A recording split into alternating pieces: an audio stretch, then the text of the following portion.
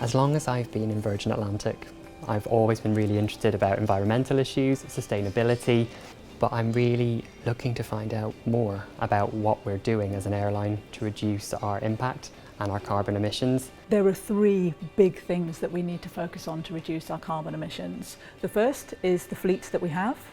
The second is an international agreement called CORSIA. And the third is what we do with new technologies like sustainable fuels. I love the fact that people like Simon and other cabin crew are finding out what it is that we do, because then they can tell our customers. Now, you've mentioned fleet. I've actually had a really good conversation with Rick, our head of fleet planning. From what I've heard about your role, it really does sound like one of the coolest jobs in Virgin Atlantic. Buying aircraft, am I right? Well, that's the glamorous part of the job. Obviously, we do a lot of analysis in the background, but yes, ultimately, what we want to do in fleet planning is buy the best. From when I joined Virgin Atlantic, I predominantly flew on 4-engine aircraft. We're now predominantly twin-engine aircraft. Can you explain why that change? You can save approximately 30% of fuel burn by switching from a 4-engined aircraft to a twin of comparable size. And between 2011 and 2021, Virgin are actually going to have rolled all of our aircraft from 4-engined aircraft to twins. But it doesn't stop there. At the end of 2021, we start replacing some of our twins again with the most fuel and carbon efficient version of those aircraft. Is there anything other than the planes themselves that we can do that can contribute to the carbon reductions? We're very much focused in our operations of reducing the weight that gets put on board our aircraft, and then our operational procedures. So we have procedures such as reduced engine taxi. All these procedures do help us optimise the efficiency. It was really interesting to hear about the projects and decisions that are made with our fleet. Now, you did mention something called CORSIA. What is CORSIA? So CORSIA stands for Carbon Offsetting and Reduction Scheme for International Aviation. So it's a bit of a mouthful, which is why I tend to just call it CORSIA. But in simple terms, CORSIA is the climate agreement for international aviation. It comes in 2020, and it's an agreement whereby globally for aviation, we're committing to carbon neutral growth.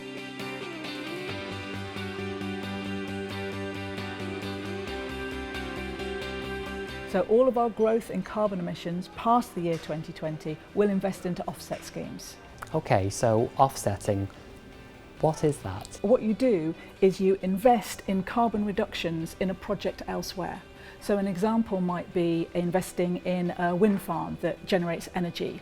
And through CORSIA, globally the aviation industry is going to be investing billions of dollars in some really credible and impactful carbon reduction projects. And we also want to be driving down our real carbon reductions as well. And that's when it comes to the new technologies that we're looking at. I've actually had a really good conversation with Emma Harvey about LanzaTech and our sustainable fuel projects. Well, that flight that we did together was very momentous. Can you tell me a bit more? Sustainable aviation fuels is the term we use for fuels that are made from a variety of different feedstocks, but they're not made from fossil fuels coming out of the ground. But actually, it's a broader term because we've got some exciting new advanced technologies coming through now. What's interesting about LanzaTech and really exciting is that they make fuels from carbon-rich waste gases from heavy industrial facilities like steel mills or refineries.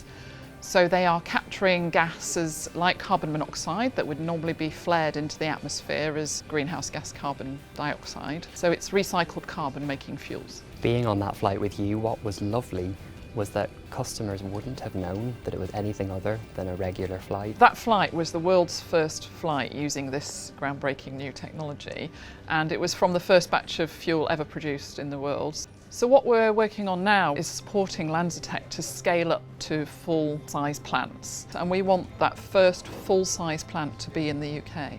So we've been talking to the UK government for quite some time about this. They've been really helpful. Last year, the Department for Transport included aviation fuels in the incentive scheme for the first time. But because the policies were written so many years ago, they didn't account for new technologies like this actually within the wording. We're absolutely itching to get these incentives because that will make the fuel much more affordable. So it will bring the price of that fuel at commercial volumes on a par with a fossil price. And if we get those incentives now, then we're talking about plants built within the next 2 or 3 years. Well, given everything that I've learned, it's all so interesting, especially seeing how much goes on behind the scenes. But what else can we do? There's a really simple thing that customers can do, and that is to pack lighter. You've learnt that the weight of the aircraft impacts how much fuel we use in a flight, so less luggage, less weight, less fuel. But also, we talked about offsetting. Our customers can get involved in offsetting as well. So we've created a carbon calculator which allows our customers to go online, work out what the carbon emissions would have been associated with their flight, and then they can offset that if they want to. I really have learned so much, and I'm so excited to be able to bring this back to my colleagues, to our customers, up in the air where I work every week.